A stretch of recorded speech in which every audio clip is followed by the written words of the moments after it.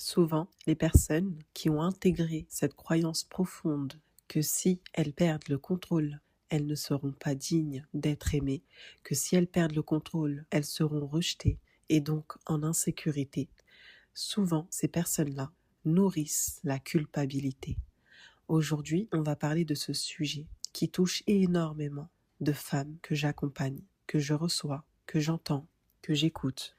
Avant, on va définir ensemble la culpabilité et le regret pour qu'on puisse bien remarquer la différence. La culpabilité, c'est lorsqu'on s'en veut réellement et qu'on rentre dans un cercle vicieux, qu'on se sent coupable d'une chose qu'on n'a pas en réalité de contrôle dessus.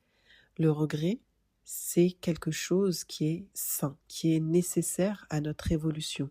Le regret vient de la remise en question, d'une faute qu'on a commise, d'une erreur, que ce soit par oubli ou par manque de présence ou par inadvertance, ou par même parfois une erreur volontaire, mais qu'on regrette tout de suite après.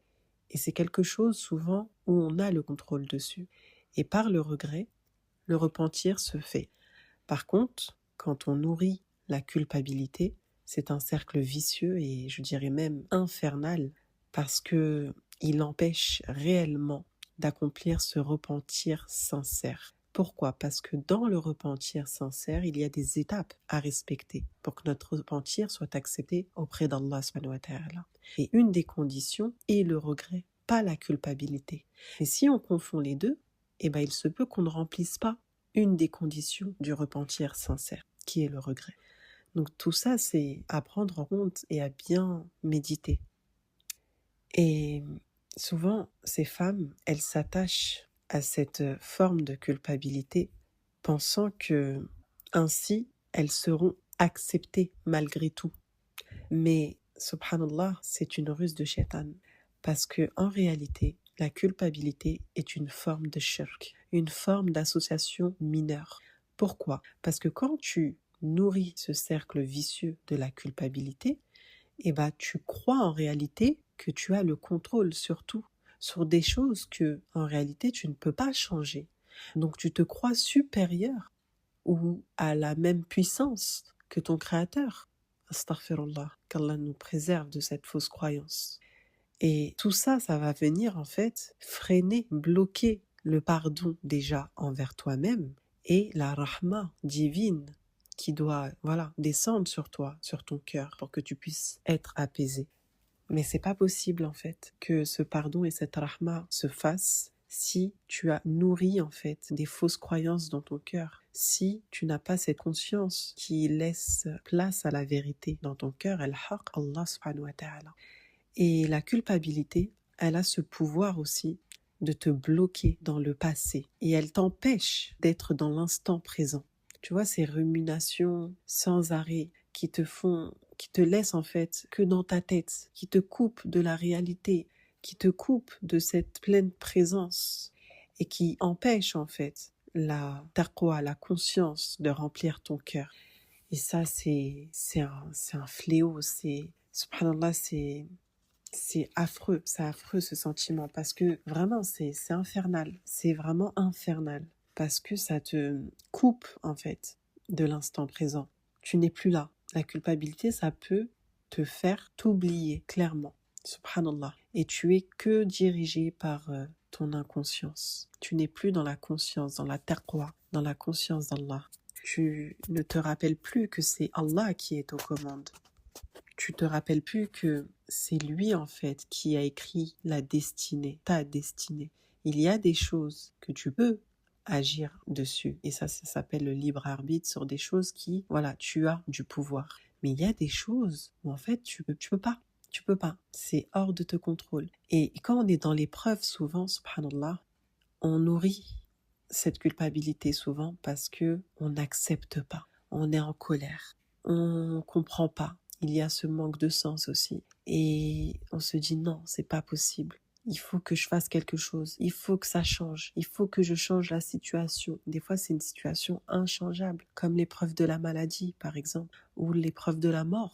Et en fait, quand tu restes dans ce cercle infernal, tu creuses ton propre trou, tu crées tes propres ténèbres en fait.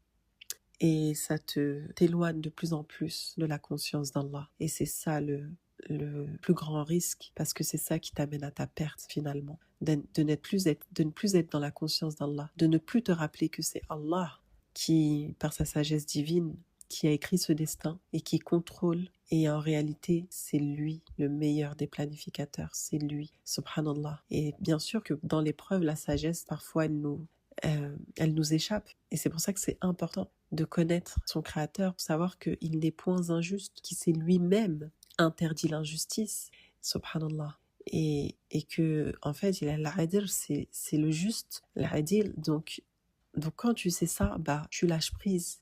Tu fais confiance à Allah parce que tu le connais, donc tu te sens en sécurité. Et là, c'est là que se met en place le réel tawakkul. Et quand tu fais ça, alhamdulillah, t'acceptes le décret d'Allah et tu te sens en paix, malgré l'épreuve, malgré la difficulté. La difficulté, elle est là. Mais il y a aussi à côté de la difficulté, la facilité. Et la facilité, c'est ça. C'est l'acceptation. Et vient ensuite s'installer la résilience et le sabar. Le sabar, la patience saine. Pas la patience qu'on pose comme un couvercle sur la douleur. Non. Cette patience qui descend d'Allah, cet apaisement qui va t'aider en fait de vivre cette épreuve dans la paix, avec la force et la résilience.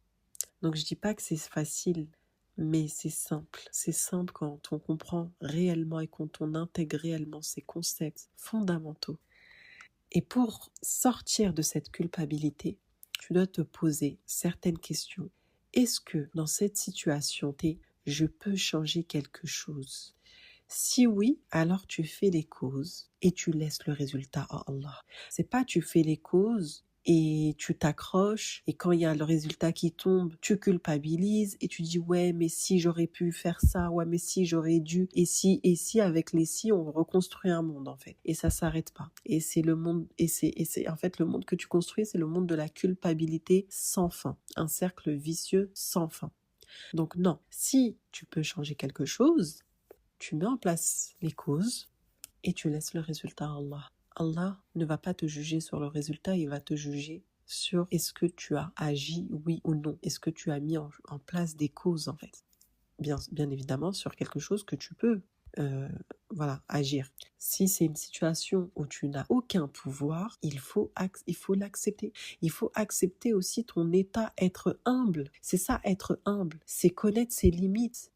Et ne pas te croire ou te prendre pour Pharaon, pour le pharaon de ton époque en fait. C'est ça Pharaon, c'est qu'il n'a pas accepté ses limites, il s'est pris pour Dieu. Et en fait quand on fait ça, on se croit pour Dieu, qu'Allah nous en préserve de cette fausse croyance. Et on s'en rend pas compte. Donc il faut vraiment s'en rendre compte et retourner à cet état de conscience, cet taqwa. Donc voilà, mon dernier message, c'est rappelle-toi bien que la culpabilité, elle t'empêche d'atteindre cet état de conscience qui te connecte avec le divin, avec le Créateur. Elle t'empêche d'accéder au pardon, à ton pardon, parce qu'il faut que tu t'autorises à te pardonner et que tu acceptes que tu n'es pas au contrôle en fait. Sur certaines choses, tu n'as pas de contrôle. Ce n'est pas toi, le Créateur, ce n'est pas toi qui as écrit le destin. C'est Allah subhanahu wa ta'ala, wa alhamdulillah, on a le meilleur des créateurs. Et ce n'est pas en plus un créateur à l'image de Pharaon, en mode dictateur, non. Pourtant il aurait pu, c'est lui qui nous a créés, il aurait pu nous dire c'est comme ça et c'est pas autrement. Non, subhanallah. Toutes les règles qu'Allah a mis en place, c'est à notre service en réalité. C'est pour nous servir ou nous préserver d'un mal. Quel roi fait ça? Quel roi sur terre fait ça? Personne. Il n'y a que Ar-Rahman, Ar-Rahim, le meilleur des créateurs, subhanallah. Donc quand tu apprends vraiment à le connaître, wallahi, que tu as confiance et que tu lâches prise et que tu acceptes avec joie même le décret d'Allah, même dans la difficulté, ça n'empêche pas de ressentir la tristesse, ça n'empêche pas de ressentir ces ténèbres qu'on vit dans l'épreuve, cette solitude. C'est légitime tout ça, tu as le droit de ressentir tout ça, mais attention, ne nourris pas la culpabilité parce que c'est ce qui te mène à ta perte. C'est ce qui bloque la rahma d'Allah. Subhanallah, quand on nourrit cette culpabilité dans notre cœur, et ben subhanallah, elle peut en fait te bloquer l'accès au paradis parce qu'il y aura que les cœurs apaisés, que les âmes apaisées qui vont rentrer au paradis. Allah va dire, les anges vont dire aux âmes apaisées, rentrez au paradis.